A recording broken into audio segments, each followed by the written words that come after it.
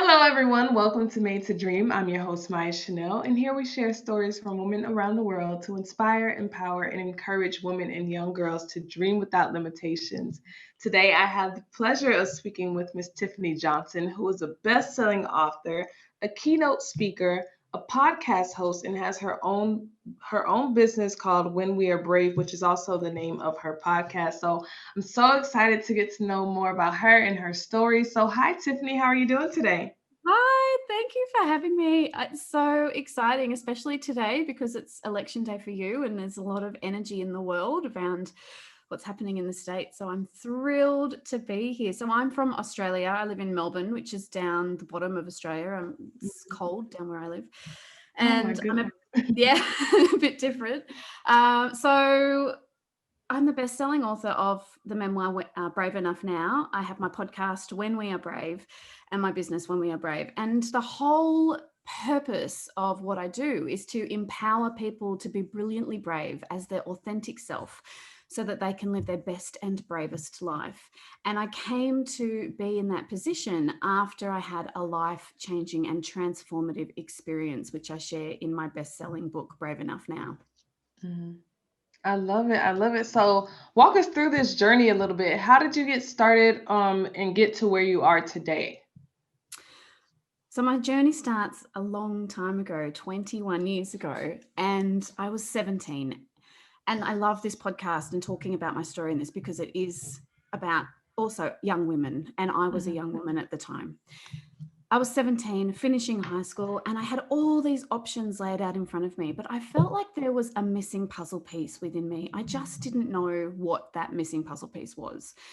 And so instead of doing the thing that I really longed to do, which was some form of art, I didn't believe that I was good enough to do it, even though I got accepted into a major college in Australia. I chose to go to university interstate, thinking if I moved away, that maybe I would find this thing that I was looking for. I just couldn't work out what it was. Some time went by at university. I was working in a job, and this man came to the coffee machine counter, and I had feelings inside of me I didn't even know these feelings existed. Like, do you remember that really first intense Mhm. chemistry moment as a young woman? You're Those like, butterflies are like, what is this? you break out and you're flustered and you can't, and it was like that. And within a week, we moved in together, and then it was just this loved up romance and wonderful. And I thought maybe this was the missing puzzle piece that I'd been looking for within myself. But in Mhm. 3 months' time, that beautiful relationship turned into a toxic, heated mess. And I had Mhm. no idea how to get out of it. I'd moved away from my family, my friends. He was incredibly controlling, manipulative. Mhm. 2 years went by, and I'd become anorexic. We'd had a death in our family, and I was finally allowed to go home.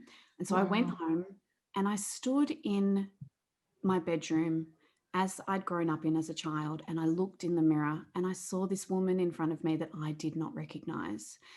And I just thought how far I have fallen. When I left to find that one thing, every single Mhm. piece of me had fallen away. Right. So with some new renewed energy from being back with my family, I went back to our beautiful love nest, which was anything but a love nest, and I found him in bed with two of my friends, which was Wow. actually a blessing because even though I'd got this renewed strength, I was ready to leave, but that gave me the permission to leave, and I Mhm. did. I went to a tropical island. I was riddled with shame, self doubt, high anxiety. I was hiding behind shadows of alcohol. I just kept drinking to hide, to find that mask because I just couldn't face who I'd become and what I'd let happen to me. Slowly but surely, he'd recontacted me, the love, the promises, that everything will be wonderful. And I just wasn't sure what to do. I was so confused. I was walking home one night on the island, and two men started stalking me, and I was nearly raped, but I managed to escape. Mhm. The next day, the phone call came from the boyfriend again, and he said he was going overseas. And I said, do you want to book a ticket for two? Because I thought it was better the devil you know than the devil you don't know. And so we Right. went overseas. And, the promises of love and marriage. And I just wanted what we'd had that very first time in those first 3 months. I desperately wanted that back again. Mhm. And I just knew in my heart of hearts that it was never going to happen. I had that underlying feeling of foreboding, like something bad was going to happen. And I just kept pushing it aside. And as women, we're so intuitive and we're so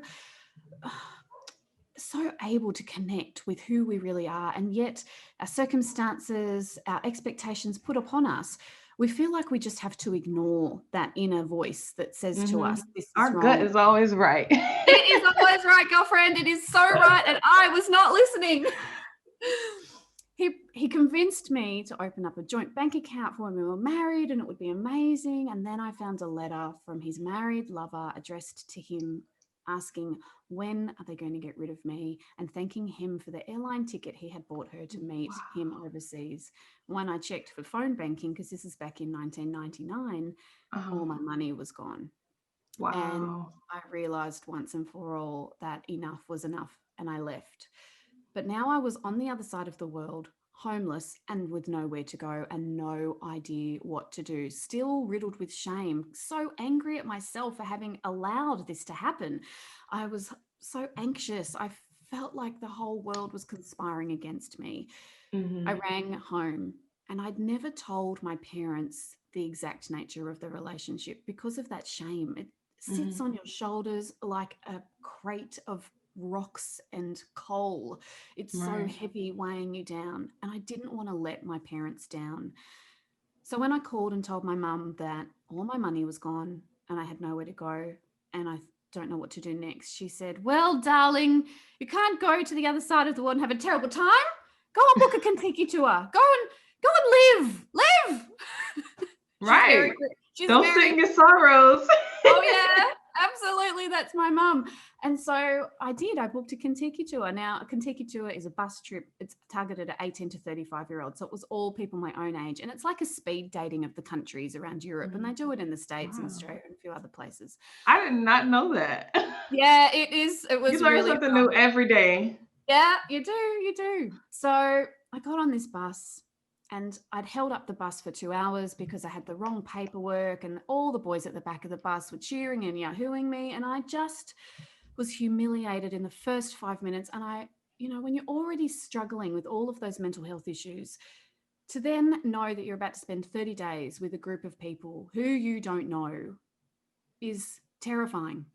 And so I just wanted to find a rock and crawl under it and never come out again. But slowly, those onion layers of myself started to fall away. And we got to Tuscany, which sounds incredibly romantic and amazing, and it was. And we were driving through this beautiful scenery and there were all these sunflowers, and I was so longing to share it with someone, anyone, but everyone was asleep. There was one girl awake on the bus, and she looked up at the same time I looked up, and we sat next to each other. And we started to open our hearts. We started to share. We started to embrace each other. We had no idea who the other was. And we just had nothing but total acceptance and love for each other. It was a kindred spirit moment. And that trust and love and honoring of each other was the beginning of my recovery into and the learning and the opening up of who I really was. When we got to Switzerland, I went up to the Swiss Alps, which are just amazing. And we went up to Jungfrau, which is the highest train station in the world. And it's where there's a glacier. And I'd never seen snow. And I stood on this mountain covered in snow, and I held this snow in my hands, which is old snow. It's like glacier. It's like dinosaur snow.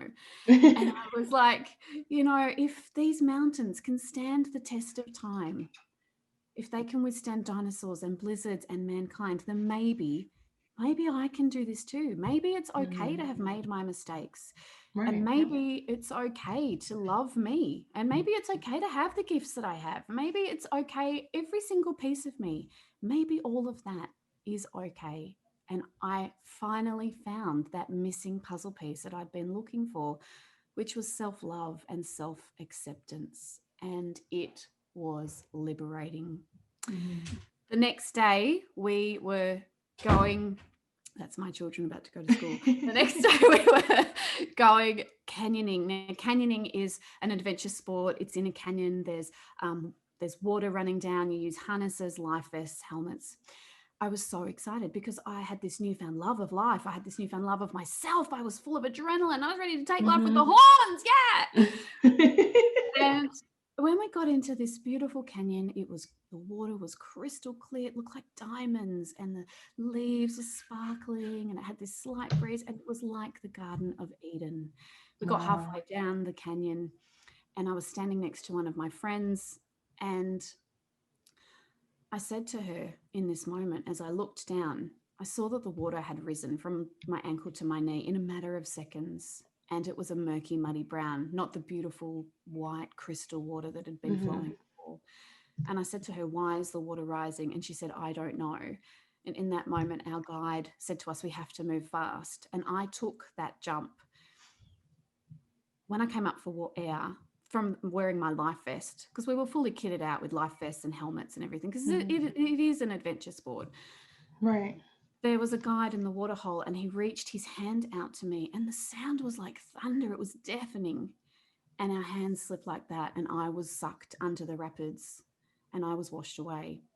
In that moment, I didn't know this, but a 4 meter wall of water came down, hitting all of my friends. And in my group of 12, only 3 of us survived. Wow. As I was washed away, I just heard my father's voice come into my head saying, "If ever you get caught in floodwaters, just relax and stay calm. Water is stronger than us all." And in that Mm-hmm. moment, I completely surrendered. I surrendered everything and just went floppy and let go, and was thrown around like being in a washing machine, coming up for snippets of air as I could. And eventually, I was pushed by a giant log into a massive boulder, and I was looking back up towards where the water was coming from. Mm-hmm. I looked to my right and I saw my friends' lifeless bodies floating over the rapids. And then I looked Wow. to my left and I saw the bank. And it was beautiful and green, but it was just too far away. And I knew that I could never make it. And Mm-hmm. in that moment, my life flashed before me. I saw almost like snapshots of a postcard or a Polaroid snap. Mm-hmm. I saw me as a little girl being bullied at school when I was only 7 or 8. I saw me as a teen girl who didn't feel like I belonged, with that missing puzzle piece of me. Then there was me in that horrendous relationship, and I never deserved to be treated that way. And I Right. tried to change everything about me to make it right, and that was never my fault. And no Mm-hmm. one should ever make you feel that you have to be different to who you are to be loved. Mm-hmm. And then I saw me on the mountain the day before, holding that snow, feeling that self love. And I didn't want to die having been that girl. I wanted to Mm-hmm. live being the girl on the mountain. And so I thought, if I stayed by that boulder, another boulder or another giant log would come down and hit me in the head, and I'd be crushed or knocked unconscious. The water was lapping at my chin. The water could keep rising. I'd drown. And so I wiggled free and let go. Mm-hmm. I was tumbled and turned again, and it kept going. I went over a kilometre in down through the canyon, and I came to a point where I thought, this is it. I have absolutely no air left, and the next mouthful I take is going to be water. And in that Mm-hmm. moment, I prayed. I prayed to God, and I prayed to my aunt who died that time before, saying, "Please, dear God, please, Auntie died. Don't let me die, because if I die, Mum won't cope." And in that moment, whether it was a giant wave or an angel or God, I will never know. But my entire body spirit up out of the water, and my whole torso was up out of the water. And I saw this enormous, more than 20-meter wide waterfall. There's a photo of the waterfall on my website, and I Mm-hmm. went over that waterfall. When I came up for air again, I was in this tiny little alcove next to the waterfall. It was crystal clear, and I made my way over to the edge and was able to get out. Mm-hmm. This disaster stole the lives of 21 young people. It was one of the largest ever natural disasters in Switzerland. Mm-hmm. There was a flash flood that came down. The company that took us canyoning that day were found to be guilty because they'd been warned to not go that day. I had lifelong injuries. I'm type 1 diabetic on an insulin pump. I had a broken leg. My tibia was split in half from my ankle to my knee. I Wow. had 4 broken ribs, a dislocated jaw, which I've since had surgery on, soft tissue damage to both of my legs, which still cause me trouble most days. And I had post-traumatic stress disorder and survivor's guilt. And I went and sought the right help, probably about 12 months after the disaster, Mm-hmm. to really find someone who specialized in PTSD, because the trauma that I'd experienced was extreme. I became suicidal, depressed. I just couldn't understand why I had been left. Why had I been left and not taken that day? Because surely I thought life would be easier if I had have died, because it was Mhm. just too hard to face what I was facing. But what I learned through all of that was the blessing of gratitude and knowing how important it is to be your authentic self. Because had I not had that moment by the boulder, then Mhm. perhaps, or had I not had that moment on the mountain the day before, then perhaps I would never have made the choices that I made. And I Right. knew that my life was destined for more, was Mhm. destined for greatness. And I felt like I had to live this big life. I had to live this amazing life for all the people that had perished and for my friends that had died. And I had to have a big wedding and be the best mother I could be and do the best at business and the best at everything and study hard and do this and do that. But what I actually learned is that I have to do it for me, because Mhm. if I can't do it for me, if I can't embrace who I am, if I don't energize my own self, then I can't serve anybody else. And that includes them. And so I now work empowering people to believe in themselves, because I truly, truly believe that when you do believe in yourself, that magic comes your way and it spreads like wildfire for others to join in. And that was the magical moment on the mountain and in the canyon and the years following. Wow. That is like a movie, honestly. It's like a movie like that wouldn't happen to like most people in a million years. And it's like you've experienced all of this and still been able to overcome, achieve. And I applaud you for being able to take those measures, like going first and seeking help, because a lot of people, it's hard for them to do that, even when they know that they're hurting and they're experiencing those different types of trauma. So that is very commendable. Like that's an amazing story. An amazing story. So out of all of that, what would you say are your top three lessons that you've learned along that journey? I've always got, I always, I love this question because I've got so many tips and it's picking which ones are the best. So Mhm. I talk a lot about journaling. Journaling was imperative in my healing. And I say that as a tool and a resource for others because it's easy to do. You can do it on your phone, you can do it on a scrap piece of paper. But what it does is it gets the emotions of what you're feeling out of you, and it's when you're able to face who you are. It's that what I Yeah. learned was I needed to face my fears, I needed to face the challenges of what I'd been through, I needed to move through it. I couldn't just put it in a box and hide it away forever for no one to ever see, because that wasn't me. That made me. That experience has molded me in ways I could never have foreseen. And so honoring my experience and using the tool of journaling have really been invaluable. One of the lessons that I've learned. Another Mhm. lesson that I learned was to keep your tribe close to you and love them and fill them with everything that you have, and they will do the same to you. And that's why I talk about that moment with that girl in on the bus. She's actually my best friend to this day. She's my kindred Wow. spirit. I even moved interstate to be near her. And so having those support people around you, my family, my special friends, as people in my life, people come and go in all of our lives. But if someone really touches your soul and you feel that special connection to them, don't ignore it and really, really listen to the people that are around you and love you and hold you up, because that tribe can hold you in the best of times and the worst of times. And that support network is invaluable as well. And the other tool is, or the other thing that I learned was to listen to your intuition. The day of the canyoning disaster, that feeling that I'd had at the beginning of my trip, where that was this bad feeling, that gut instinct, it was Mhm. in overdrive the day of the canyon. Right. And now I do not ever ignore the warning signs, ever. I might get a really good feeling about something, but oh, let's do this today. It'll be amazing. And everyone look at me going, why? And I'll be like, come on, just trust me, let's go. And it kind of might be a little bit sporadic for some people, or it might not feel completely planned all the time. But you have Mhm. to listen to your gut instinct, because there's a reason that it is there, and there's a reason that you're being given those messages within your own being. Like you said, woman's intuition, don't ever ignore it. And that is just such a blessing when you can actually connect to that gut instinct. I love it. I love it. I totally agree. As women, we have to trust ourselves, know our power, and know our value as well. So, those Yeah. are three very good tips that you just mentioned. If Yeah. you had to say one thing to women and girls around the world to inspire them to dream without limitations, what would it be? Oh, it would be the quote that I just said before. It would be believe in yourself, because when you do, magic absolutely will come your way and it will spread like wildfire for everyone else to join in.